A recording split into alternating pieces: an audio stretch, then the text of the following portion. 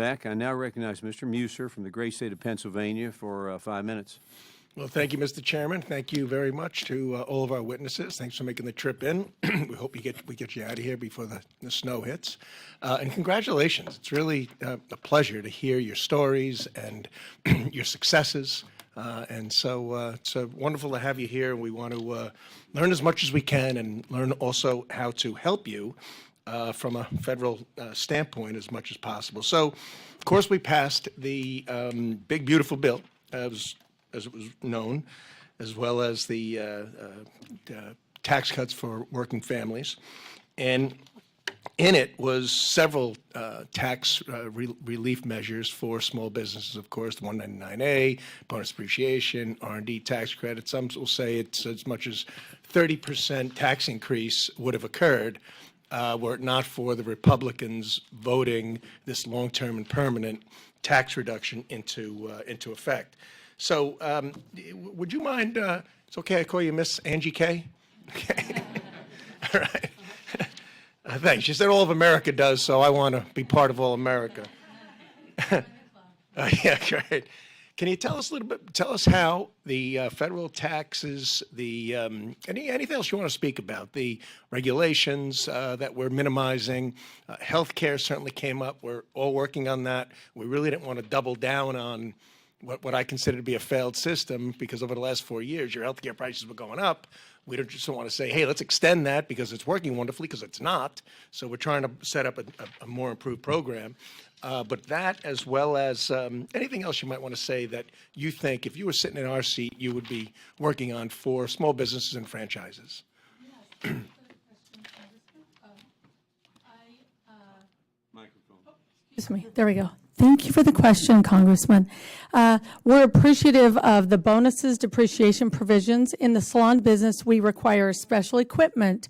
A perfect example for us is our high-end ventilation systems, salon seating. Under 100% bonus depreciation, a franchise can modernize the entire space with 12 stations a year. Without them, they may only be able to replace 3 stations at a time over 4 years. This immediate write-off has allowed several of our owners to upgrade their space and salons years ahead of schedule, which improves the client experiences and grows their revenue immediately. It's been great for us to be able to reinvest, in the space, in technology, in equipment, and take that money and reinvest it back in hiring new employees and reinvesting it in our existing team members to offer benefits. Good. Well, you sound enthused and you sound optimistic. You looking forward to a strong 2026? Yes, we are ready. We're doing great, and this is just continued support. So thank you. That's great. And also, while I'm have you, the American Franchise Act, I of course am a co-sponsor for. How will this piece of legislation support your franchise?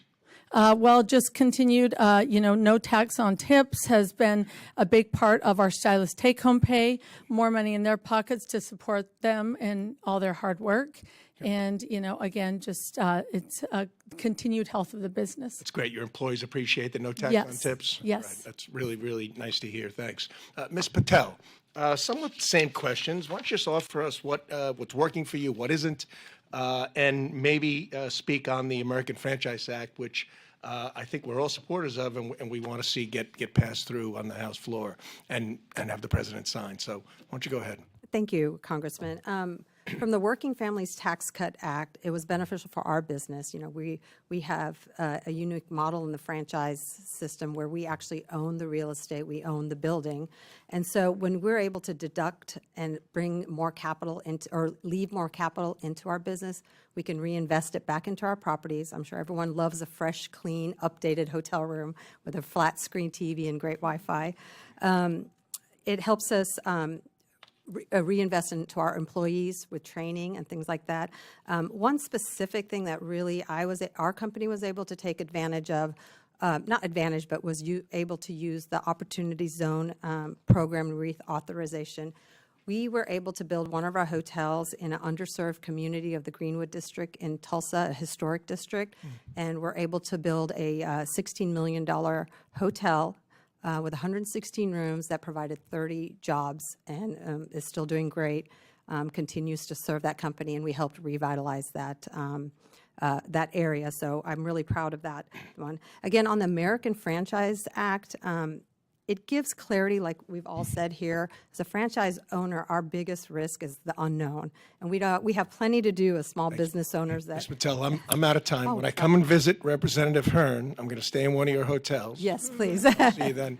And Mr. Troutman and Macra, 5 minutes goes fast. My apologies, I didn't get to you, but thanks for being here. I yield back, Mr. Chairman.